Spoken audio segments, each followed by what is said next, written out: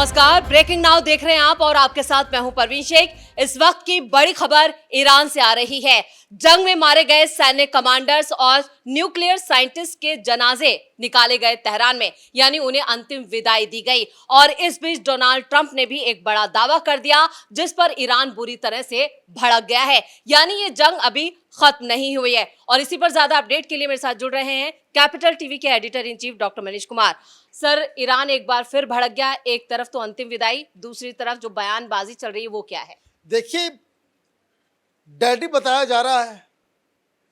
Donald Trump को Iran ने कहा कि इजराइल पिटने लग गया तो डर के वो डैडी के पास चला गया। तो डोनाल्ड ट्रंप जो है वो ईरान के लिए डैडी हो गए।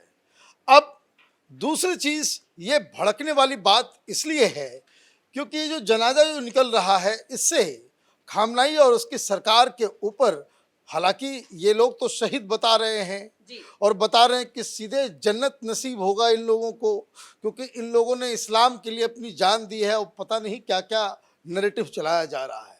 लेकिन जो सबसे बड़ी चिंता, जो बातें चल रही है और जिस हिसाब से डोनाल्ड ट्रंप ने दो बातें कही, एक ये कि आपको अपने न्यूक्लियर प्रोग्राम को रोल आउट करना पड़ेगा, उसको खत्म करना पड़ेगा, अदरवाइज आपके खिलाफ एक्शन जारी रहेगा।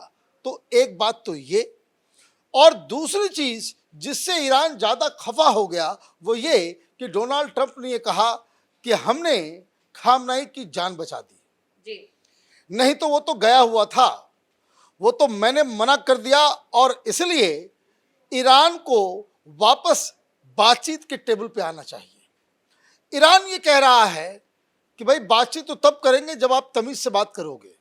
हमारे इतने बड़े महान लीडर के बारे में आप अगर ये कहोगे कि तुम्हारी जान हमने बख्श दी, तुमको हमने छोड़ दिया, नहीं तो तुमको मार दिया गया होता, ये इस तरह की बातचीत होगी, इस तरह का भाषा इस्तेमाल होगा, तो हम बातचीत नहीं करेंगे और हम किसी भी कीमत पे अपने न्यूक्लियर प्रोग्राम को रोल बैक नहीं करने वाले हैं। तो एक तो ये कहानी हो गई जी।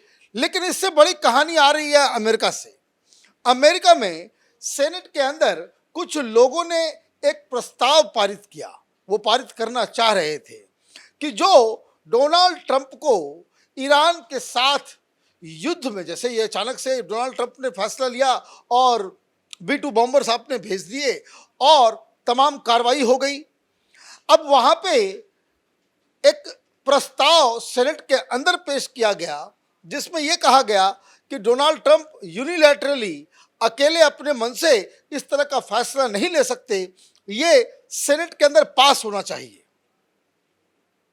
वो बिल पास नहीं हो पाया। मतलब अब कोई भी रुकावट डोनाल्ड ट्रंप के सामने नहीं है।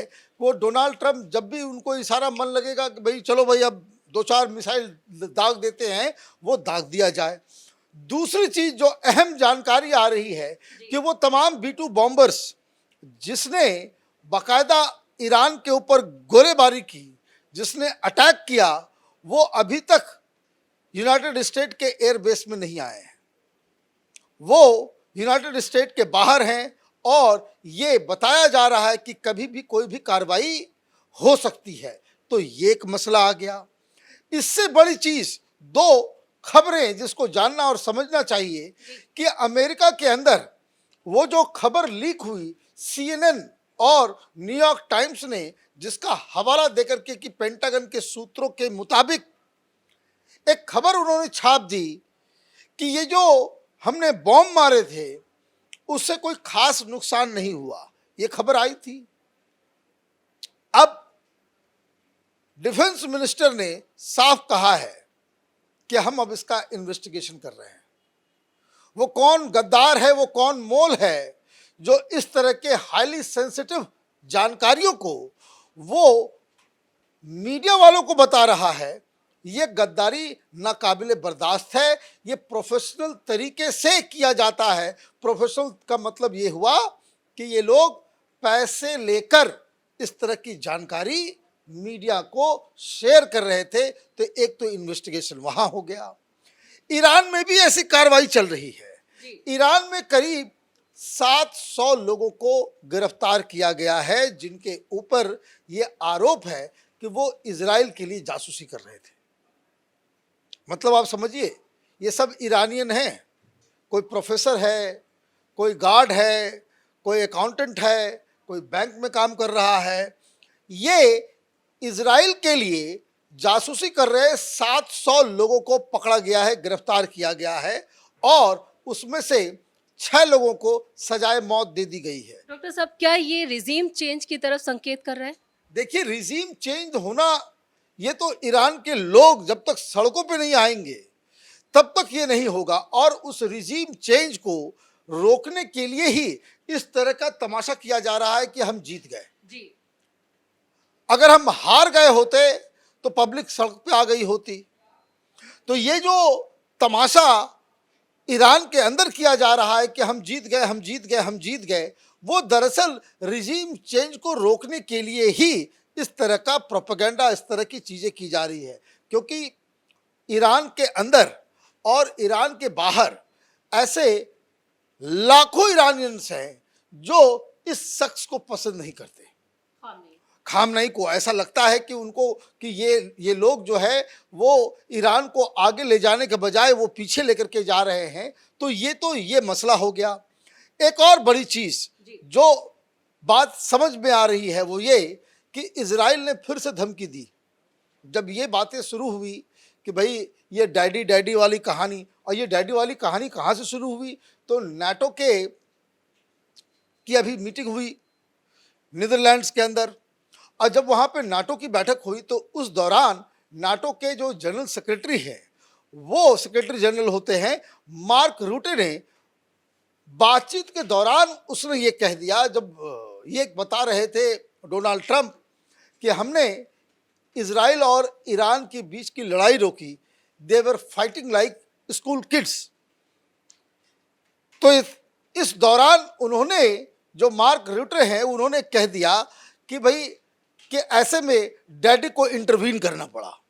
तो डैडी की कहानी वहाँ से शुरू हुई, लेकिन अब ईरान की तरफ से ये कहा गया कि इजराइल जो है उसकी जब पिटाई शुरू हुई, जब हमारे मिसाइल्स वहाँ पे तबाही कर रहे थे, तो वो भागा भागा डैडी के पास चला गया। और इस डैडी के द्वारा जो बयान दिया जा रहा है वो इतनी ज़्यादा अपमानजनक है, वो हमारे लीडर्स को इस तरीके से प्रस्तुत कर रहे हैं, तो आगे कोई निगोशिएशन नहीं होगा। तो निगोशिएशन नहीं होगा तो फिर क्या होगा? फिर तो युद्ध होगा। बिल्कुल। फिर तो आपके सेनेट से भी उसको अधिकार मिल गया कि जब चाहो मन करे आप जो है युद्ध डिक्लेयर कर सकते हैं।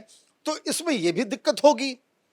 तो कहने का मतलब ये है कि अभी इस युद्ध में सिर्फ पॉज बटन दबा है, पॉज बटन दबा हुआ है, और इजराइल की तरफ से इन तमाम चीज़ों के बाद ये बताया गया है कि हम अभी भी अपने मिशन के ऊपर जारी हैं। इधर ये एक और खबर आई है जो एक टेंशन का सबब बन सकता है, कि जो अभी भी खबर आई है कि फिर से हूती को, ये जो यमन के अंदर जो ग्रुप है, टेररिस्ट ग्रुप, उसको हथियार देने का काम ईरान ने किया है, और इसकी पुष्टि भी हो रही है। तो इसका मतलब ये है, अब देखिए लेबनान के ऊपर भी अटैक हो गया, इजराइल ने मार दिया, अब हूती के ऊपर भी हमला होगा।